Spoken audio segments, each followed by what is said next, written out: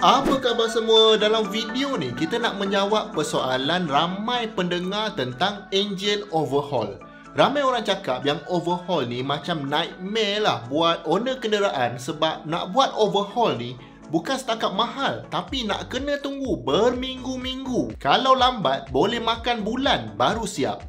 Nanti saya cerita harga dia, sebab overhaul ni ada jenis-jenis dia. Dan orang kata jugalah setiap kereta ni lambat laun mesti nak kena juga buat overhaul ni. Jadi dalam video ni kita nak tengok apa dia overhaul ni sebenarnya, dan mungkin lagi penting, apa tanda-tanda dekat kereta korang yang menunjukkan kereta anda nak kena overhaul. Okey, jom kita tengok.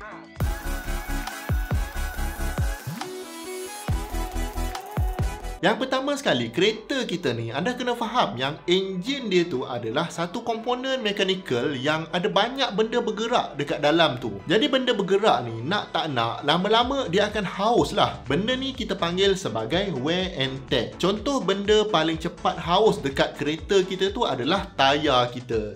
Pakai setahun dua je dah botak kan? Sebabnya geseran antara tayar dengan jalan tu menyebabkan tayar ni jadi panas.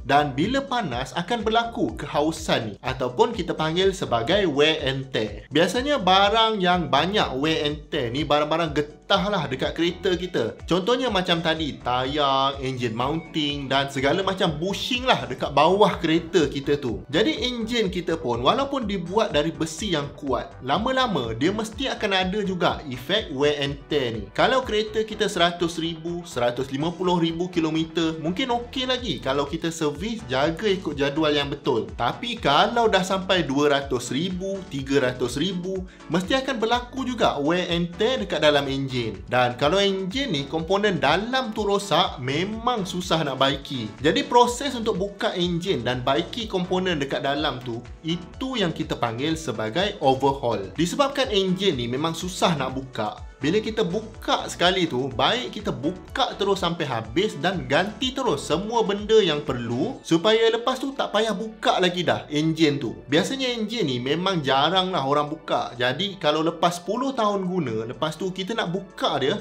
confirm ada benda yang akan tertanggal. At least gasket tu mesti nak kena ganti baru. Sebab tu orang kalau boleh memang nak elakkan buka enjin ni. Selagi boleh guna enjin tu, baik guna je. Tapi of course bila sampai satu masa enjin tu dah mula buat hal.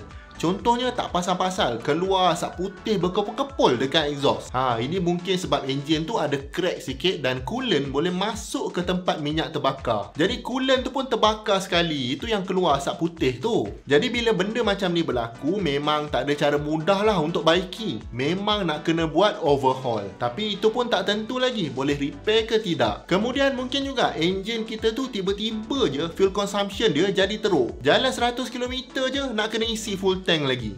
Jadi memang dah tak larat nak isi minyak dah. Kalau kata tangki tu tak bocor, maknanya memang ada something wrong lah dengan enjin tu. Mungkin clearance banyak sangat antara silinder dengan piston, jadi banyak minyak bocor dekat situ, atau mungkin ada masalah lain. Jadi bila kena macam ni, enjin tu pun nak kena overhaul lah untuk cari punca masalah ni. Apa lagi tanda-tanda kereta nak kena overhaul?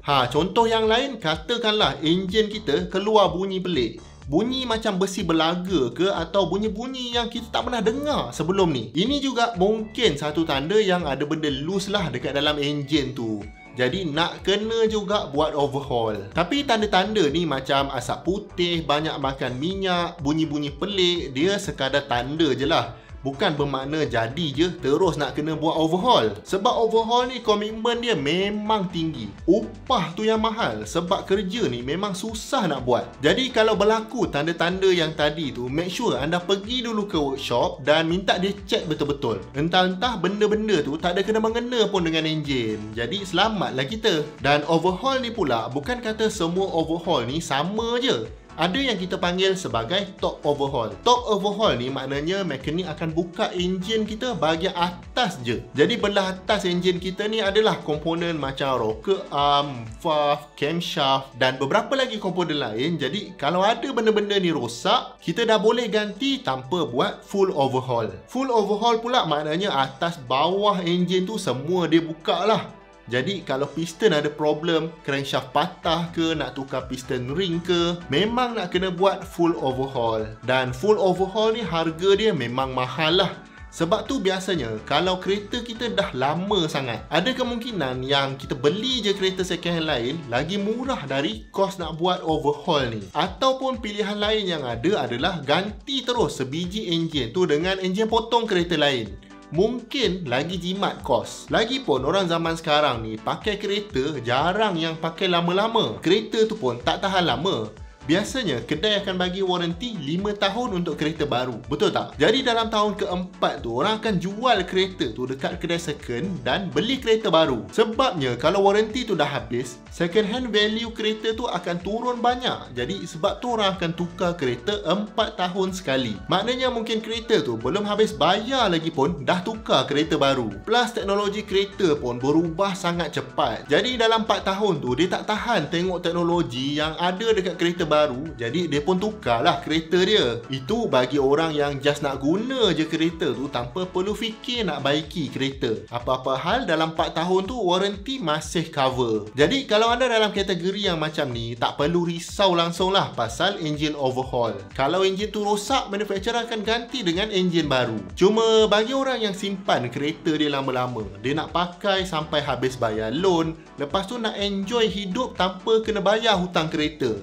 Kalau anda macam ni, mungkin anda kena consider yang satu hari nanti nak kena juga spend duit untuk buat engine overhaul ni. Sebab barang-barang lama kalau kata dah 15 tahun ke atas, memang tak boleh lari dari wear and tear ni. Kalau kita jenis yang lenjan pula, lagilah tinggi kemungkinan enjin tu nak rosak bila dah lama. Dan kalau satu hari nanti anda decide untuk overhaul enjin kereta anda, pastikan anda pergi dekat kedai yang meyakinkan lah. Sebab nak buka enjin ni memang kena kemahiran yang tinggi.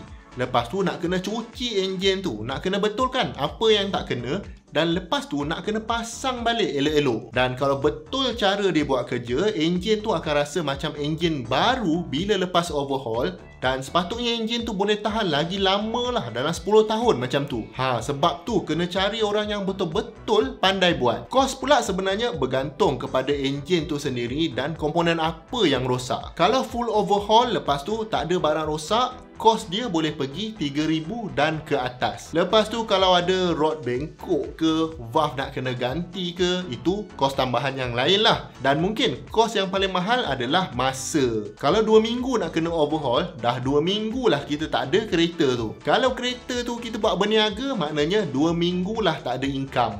Jadi kena plan betul-betul lah dan decide lagi baik buat overhaul ke atau nak beli terus kereta lain. Jadi ada tak antara anda dekat sini yang pernah buat overhaul enjin kereta korang? Rasa best tak lepas overhaul tu? Jangan lupa tinggalkan komen anda di bawah. Dan kalau anda dapat belajar something dari video ni, saya hargai sangat kalau anda dapat bantu channel ni dengan 2 klik. Klik butang like dan klik butang subscribe. Dan jangan lupa sharekan juga video ni pada siapa-siapa yang anda rasa bermanfaat. Jumpa lagi di video yang akan datang. Assalamualaikum.